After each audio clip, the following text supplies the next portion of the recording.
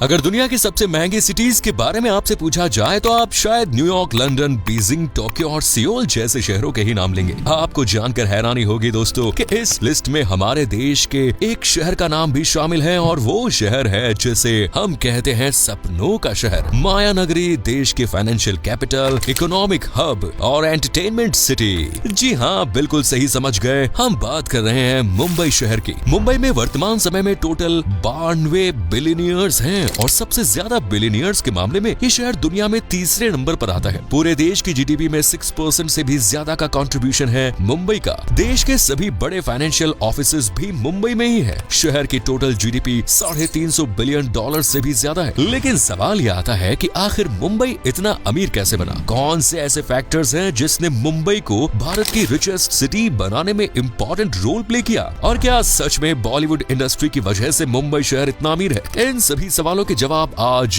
आप इस वीडियो में जानने वाले हैं। तो अपना सीट बेल्ट बांधे अच्छे से और निकलते हैं मुंबई की शानदार सफर पर। दोस्तों, मुंबई शहर हमेशा से ही इतना अमीर और डेवलप्ड नहीं था। आज से करीब 100 से 150 साल पहले भी इस शहर का कोई खास अस्तित्व नहीं था। दिल्ली और कोलकाता जैसे शहर मुंबई से काफी अमीर और समृद्ध हुआ करते थे। जब तक दिल्ली और कोलकाता अपनी अलग पहचान बना चुके थे, उस समय तक मुंबई तो एक शहर भी नहीं होता था। मुंबई को अमीर बनाने में पारसी कम्युनिटी का बड़ा हाथ रहा। इसके अलावा टेक्सटाइल और अफीम की इंडस्ट्री ने भी मुंबई को अमीर बनाने का काम किया। मुंबई के विकास की गाथा जानने से पहले इसके इतिहास पर एक नजर डाल लेते हैं। करीब 2300 साल पहले मुंबई में लोगों ने रहना शुरू किया। हालांकि उस समय इसे मुंबई नहीं कहा जाता था। 3rd सेंचुरी बीसी में सबसे पहले मौर्यन एम्पायर ने यहाँ पर रूल किया। इसके बाद लंबे समय तक विभिन्न हिंदू शासकों ने यहाँ पर शासन किया। इन सभी के शासन काल में मुंबई पोर्ट के जरिए मेसोपोटामिया, मिस्र, ईस्ट अफ्रीका, अरब और इटली के साथ व्यापार होता था। खास तौर पर कपड़ा, कॉइन, कॉपर और वाइन का इसका व्यापार मुंबई के समुद्री मार्ग से किया जाता था। साल 1348 में बॉम्बे दिल्ली सल्तनत के अधीन आ गया और मोहम्मद बिन तुगलक ने अपनी यहाँ सत्ता स्थापित करी। तुगलक साम्राज्य के कमजोर पड़ने के बाद गुजरात के गवर्नर जाफर खान ने बॉम्बे को गुजरात सल्तनत का हिस्सा बना लिया। अभी तक बॉम्बे से बहुत ज्यादा ट्रेड नहीं होता था। ये जगह तो मछुआरों के गाँव के नाम से पहचानी जाती थी। यहाँ पर कुल 7 आइलैंड्स थे जिनके नाम कोलाबा, लिटिल कोलाबा,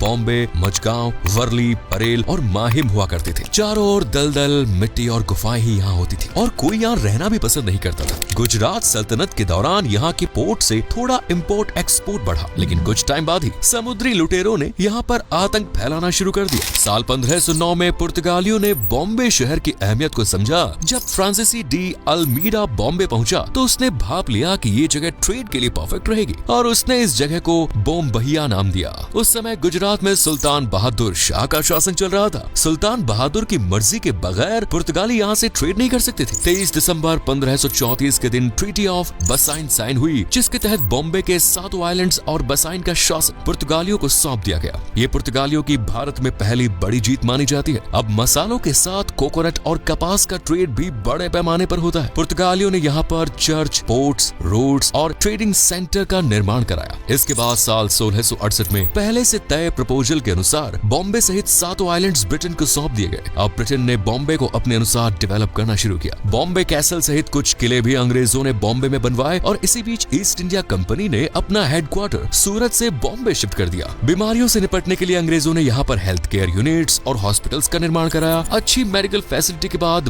बॉम्बे की जनसंख्या कुछ ही सालों में 10,000 से बढ़कर हो गई 60,000। साल 1782 में विलियम हॉर्नबी बॉम्बे के गवर्नर बने। उन्होंने सोचा कि अगर 7 आइलैंड्स एक हो जाएं तो इससे काफी फायदा होगा। दलदल और बारिश के कारण होने वाली समस्याओं से भी निजात मिलेगी। 7 आइलैंड्स को एक करने का काम शुरू हुआ। मिट्टी, मलबा डालकर खाली जगहों को भरा जाने लगा। 1782 में शुरू हुआ ये प्रोजेक्ट 1845 में जाकर खत्म हुआ और इस पूरे प्रोजेक्ट को हॉर्नबी वेलार्ड पुनर्ग्रहण परियोजना का नाम दिया गया। अब धीरे धीरे बॉम्बे में विकास रफ्तार पकड़ रहा था। अंग्रेजों ने यहाँ प्रिंटिंग प्रेस लगा दी, रेलवे का निर्माण कराया, अच्छी और हायर एजुकेशन के लिए स्कूल और कॉलेजेस बनाए, बैंक ऑफ बॉम्बे की स्थापना भी हुई। इसी बीच पर्शिया से पारसी समुदाय के कुछ लोग साउथ बॉम्बे के कोस्टल एरिया वाले रीजन में आकर रहने लगे। पारसी कम्युनिटी के लोगों ने विदेश में अपना ट्रेड बढ़ाया। उस समय जमशेदजी जीजी भाई ने बॉम्बे की ग्रोथ में एक इम्पोर्टेंट रोल प्ले किया। इन्हें आप जमशेदजी टाटा समझने की भूल मत करना, दोनों अलग शख्स हैं। जमशेदजी जीजी भाई ने चीन में अपना व्यापार बढ़ाया और ओपियम यानी अफीम का ट्रेड वो चीन के साथ करने लगे। धीरे धीरे चीन के लोगों को अफीम की लत लग गई और जमशेदजी जीजी का बिजनेस तेजी से ग्रो होने लगा और देखते ही देखते वो भारत के सबसे अमीर आदमी बन गए। अफीम के बाद पारसी लोगों ने अन्य व्यापार में भी हाथ आजमाए। 1850 में चीन में अफीम का ट्रेड करना मुश्किल हो गया। ऐसे में टेक्सटाइल इंडस्ट्री उनके लिए एक अच्छा विकल्प हुआ। 1854 में कावसजी दावर ने बॉम्बे में Bombay spinning and weaving company की शुरुआत की।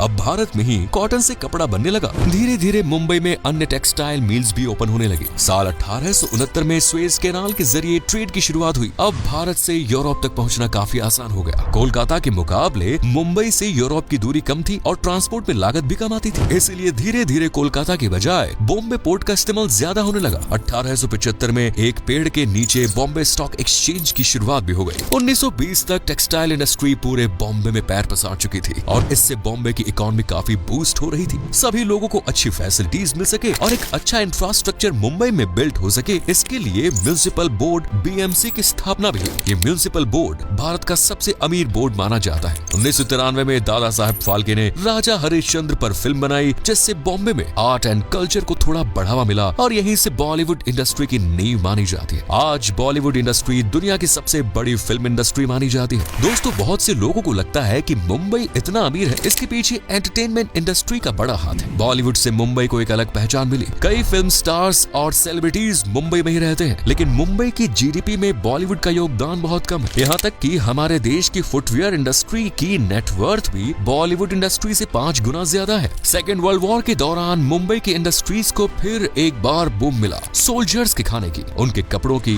जरूरत के अन्य सामान की आपूर्ति बॉम्बे से ही की जा रही थी। साल 1947 में भारत को आजादी मिली, उसमें भी बॉम्बे ने एक प्रमुख रोल अदा किया। 1885 में A.O. ह्यूम ने इंडियन नेशनल कांग्रेस की स्थापना बॉम्बे में ही की। बॉम्बे के कई स्वतंत्रता सेनानियों ने आजादी के यज्ञ में अपनी आहुतियां भी दी। आजादी से पहले तक बॉम्बे और दिल्ली में देश के ज्यादातर वित्तीय संस्थान थे, लेकिन पार्टीशन के दौरान कोलकाता में काफी कम्युनल राइट्स देखने को मिले। शहर में और आसपास के इलाकों में अशांति का माहौल था। उस समय बॉम्बे में RBI, नेशनल स्टॉक एक्सचेंज और बॉम्बे स्टॉक एक्सचेंज की मदद से फाइनेंशियल और बैंकिंग सेक्टर में अपॉर्चुनिटीज दिखाई देने लगी। धीरे धीरे दोस्तों, बॉम्बे लोगों के मन को भाने लगा। बड़े बिजनेसमैन और इंडस्ट्रियलिस्ट्स को ये शहर हर तरह से बेस्ट लगने लगा। मुंबई पोर्ट की वजह से विदेशों के साथ एक्सपोर्ट इंपोर्ट भी आसान हो गया। साथ ही मैन्युफैक्चरिंग यूनिट्स भी मुंबई में बूम कर रही थी। अब ये शहर विदेशी कंपनियों, इन्वेस्टर्स और FDI को भी अपनी ओर अट्रैक्ट कर रहा था। साल 1960 में बॉम्बे का भाषा के आधार पर 2 राज्यों में विभाजन हो गया। अब बॉम्बे को महाराष्ट्र की कैपिटल सिटी होने का दर्जा दे दिया गया। टाटा, बिरला, गोयंका और श्रीराम के बाद अडानी और रिलायंस ने भी बिजनेस के लिए बॉम्बे को ही चुना। यहाँ पर टेक्सटाइल के अलावा अन्य कई इंडस्ट्रीज लगाई गई। इन सब इंडस्ट्रीज से बॉम्बे के पास अच्छा खासा पैसा आ रहा था। साल 1970 में GDP के मामले में बॉम्बे ने दिल्ली और कोलकाता को पीछे छोड़कर फाइनेंशियल कैपिटल का दर्जा हासिल कर लिया। ये दर्जा सरकार ने नहीं दिया था, बल्कि इकोनॉमिक हब और रोजगार के तमाम अवसर होने की वजह से लोगों ने ही बॉम्बे को फाइनेंशियल कैपिटल कहना शुरू कर दिया। साल 1980 के दशक में बॉम्बे की टेक्सटाइल इंडस्ट्री को एक बड़ा झटका लगा। दत्ता सामंत ने बॉम्बे की सभी मिल्स में स्ट्राइक का ऐलान कर दिया। ये कोई छोटी मोटी स्ट्राइक नहीं थी, बल्कि करीब 18 महीनों की स्ट्राइक थी। इस वजह से टेक्सटाइल मिल के ऑनर्स को काफी लॉस हुआ। कई लोगों ने अपनी मिल को मुंबई के बाहर सूरत और गुजरात के अन्य शहरों में स्थापित कर दिया, तो कई लोगों ने मिल वाली जमीन ही बेच दी। इसकी वजह से देश के अन्य शहरों में टेक्सटाइल इंडस्ट्री को बढ़ावा मिलने लगा। 1990 के दशक में बॉम्बे का नाम बदल कर रख दिया गया मुंबई। ये नाम मां मुंबा देवी के नाम पर रखा गया। मुंबई शहर अब लगभग हर सेक्टर में तरक्की कर रहा है। रही सही कसर अजीम प्रेमजी की विप्रो और नारायण मूर्ति की इंफोसिस कंपनी ने पूरी कर दी। इन कंपनियों के आने से मुंबई अब IT सेक्टर में भी ग्रो करने लगा है।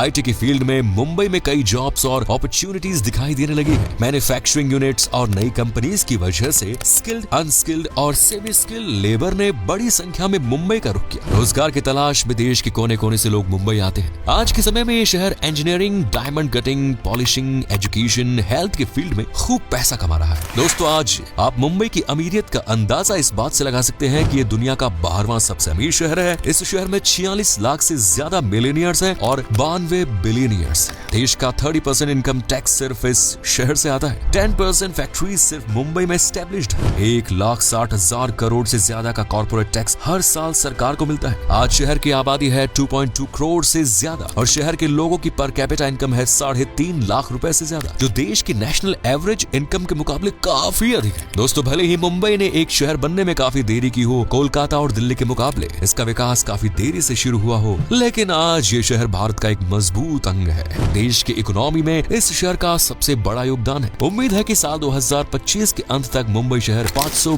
बिलियन की इकोनॉमी वाला शहर बन जाएगा। तो ये थी दोस्तों माया नगरी मुंबई के अमीर बनने की कहानी। उम्मीद है आपको हमारी आज की वीडियो पसंद आई होगी। अगर हाँ तो ज्यादा से ज्यादा लाइक करें, शेयर करें